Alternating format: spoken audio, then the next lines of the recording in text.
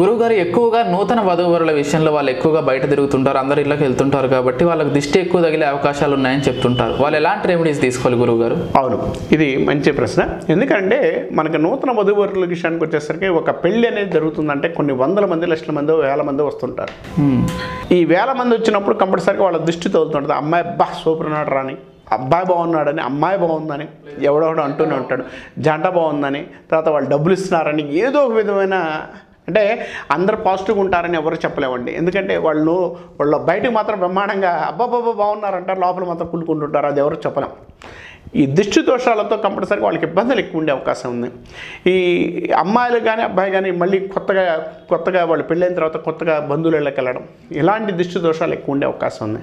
వీళ్ళ వల్ల ఏంటంటే చిన్న గొడవలు జరగడం, హెల్త్ పరంగా కూడా ఇబ్బంది పడడం, తర్వాత అమ్మాయికి కూడా ప్రాబ్లమ్స్ ఫేస్ చేయడం, ఇవన్నీ జరుగుతున్నాయి. కానీ మనకి సాంప్రదాయ ప్రకారంగా కొంతమంది మనకి ఎదువరకే అంటే అమ్మాయి అబ్బాయి బయట నుంచి వస్తే నిమ్మకాయ వేసి తీయడం, తర్వాత ఎర్ర నీళ్లు తీసేయడం, దానిలో పచ్చిమిర్చి పచ్చిమిర్చి కాదు ఎండుమిర్చి వేయడం, ఇలాంటివి తీసేయడం, తర్వాత చీపురుతో తీయడం, తర్వాత వాళ్ళు బయటకు వస్తున్నప్పుడు కాళ్ళు గడిగించిన తర్వాత కొన్ని ఏరియాల్లో నిమ్మకాయలు తీసి వాసన పిలిచి తిప్పేసి వెనక్కి వేసిరేయడం, ఇలాంటివన్నీ చాలా ఇళ్లలో జరుగుతున్నాయి. చాలా చేసుకోవడం, అది కరెక్ట్గా చేయాలి. ఎందుకు చేయాలంటున్నానంటే 100% అది చేయకపోతే వాళ్ళకి ఆ దిష్టి దోషం తగిలి వాళ్ళు ఏదో విధమైన ఇబ్బందులు ఎప్పుడు పడుతుంటారు. కాబట్టి కంపల్సరిగా కొత్తగా పెళ్ళైన దాంట్లో ఇలాంటివి చేసుకోవడం మంచిది. ఇలానేతో పాటు వాళ్ళు వివాహమైన తర్వాత అంటే బయటికి వెళ్ళేటప్పుడు కానీ, బంధువులకి వెళ్ళేటప్పుడు కానీ వాళ్ళు ఇక్కడ కూడా సంకల్పబలం, నరఘోష రాకుండా ఉండడానికి సంకల్పబలం ఏంటంటే నల్ల దారాలు, చిన్నవి మనకు నల్ల దారాలు దొరుకుతుంటాయి.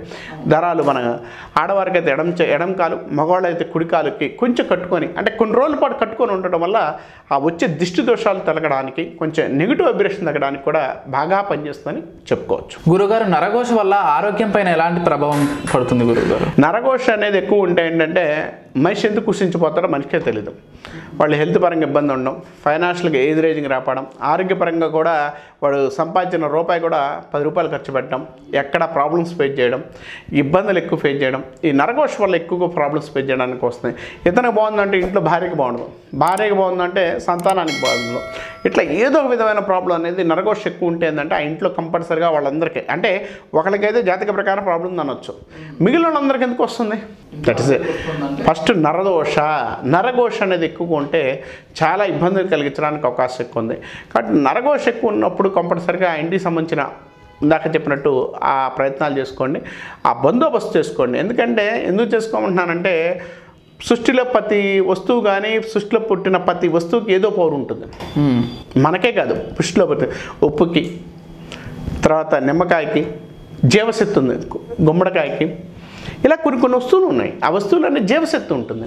ఆ శక్తి వల్ల ఏంటంటే నెగిటివ్ వైబ్రేషన్ తగ్గుతూ మనకు వృత్తిపరంగా కానీ, వాళ్ళ హెల్త్ విషయంలో కానీ డిస్టర్బెన్స్ తగ్గడానికి ఆ నరఘోష ఉన్నప్పుడు కంపల్సరిగా ఇంట్లో చేర్చుకోగలిగితే ప్రత్యంగర హోమం చేసుకోండి. ప్రత్యంగర చాలా హైలైట్ హోమం.